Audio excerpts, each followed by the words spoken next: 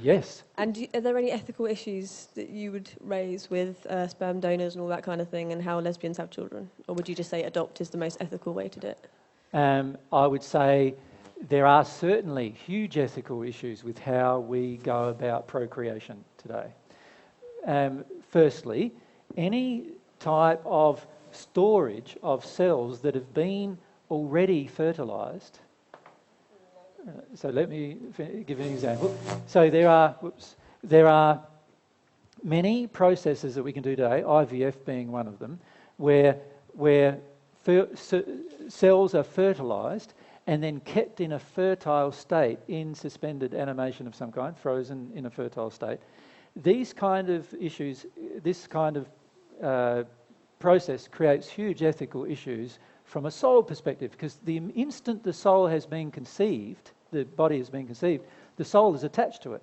You've now frozen this person who's incarnated from the spirit world in this state, and they can't grow, they can't change, they can't, until something happens. Now, many of these fertilised cells get thrown away, which means that they all get destroyed, which means that a lot of people nowadays who are incarnating from the spirit world can't even live a life on earth other than in a frozen state until they pass into the spirit world, which is not obviously going to feel very good, and it doesn't. So there's that issue. In terms of receiving the sperm and actually just having a sort of an injection of the sperm... Yeah, just going straight in. Yeah, there's no problems with that, is there?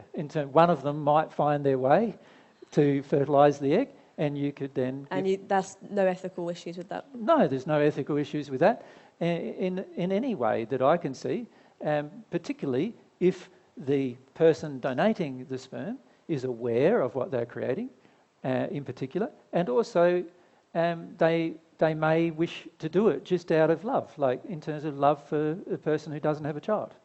And they may do that in a loving relationship of their own. So no, I don't feel there's too many ethical issues there. There are some ethical issues, and then there's other areas where there's not really that many ethical issues from a soul perspective.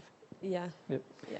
But I would look seriously at the emotion that causes you to want to have your own child. Yeah, I just had a niece recently, and I'm getting a lot of joy from looking after her. Mm-hmm. So part of me has massively shifted. Well, maybe I can just spend a lot of time with my nieces and my nephews and my girlfriend's nieces and nephews, and we can be a really big part in their life, and maybe I don't need to have my own child. So. Yeah, and I would suggest that once we've even got rid of the definition of my own, we would actually, it wouldn't even come out of your mouth much anymore. Or the experience of being pregnant and giving birth.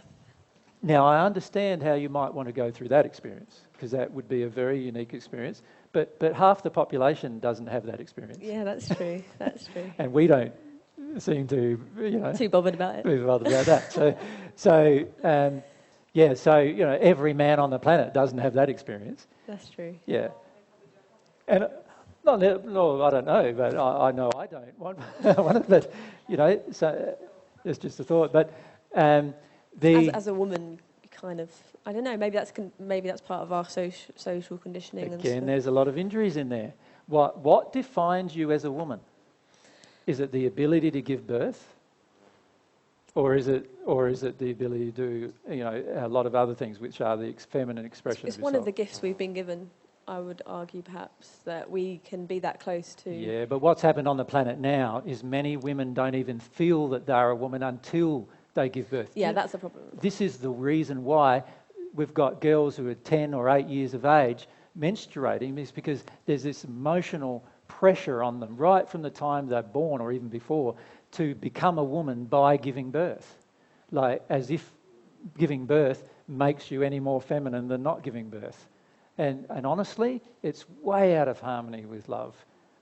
And it's also completely in disregard of all of God's laws of love, actually, to believe that the only thing that makes you a woman is giving birth. Yeah, I don't believe that, but I can see it as you said, as an experience that I might want to experience. But it has to come from a place where it's not like, I want to create a little mini me, which is not a good thing. And it has to come from a place too where you don't want to... just have a experience because of selfish reasons. Yeah. Or, in other words, I want to go through the experience of being pregnant and giving birth. It's not a very good reason to have a child, to be frank, because there's another long process after that, Well, which we'll be is a lot far more richer, important. that's for sure. Yeah, and also bear in mind, like under your argument, half the population should be complaining, all the men, right? So this is where I feel you've got to be careful with a lot of our emotional processes. We don't understand a lot of what's driving our emotional processes. Does that make sense? And what's often driving it is a whole set of injuries that we've gotten from society and from our own childhood that then cause us to believe that we have to go through certain experiences in order to be complete. And these particular emotions, which drive us frequently, are very often out of harmony with love completely, and unfortunately, most of us don't even recognise it at the time. So it's very important, I feel, for yourself when you're considering these factors, to remember that half the population are in your position, where they can't have a child. Then can we then say God's been unfair to them as well? Right? That's a bit arrogant of me to say that. Exactly. And also, Getting told off by Jesus. if you look at all of the underlying emotional reasons why you wish to have a child, in comparison, which you call of your own, rather than just have a child that you can love and care for, there are often quite large emotional injuries involved in that. That's worth looking at and working through. Yeah, I'm trying to do that. Yeah, Thank you. That's good.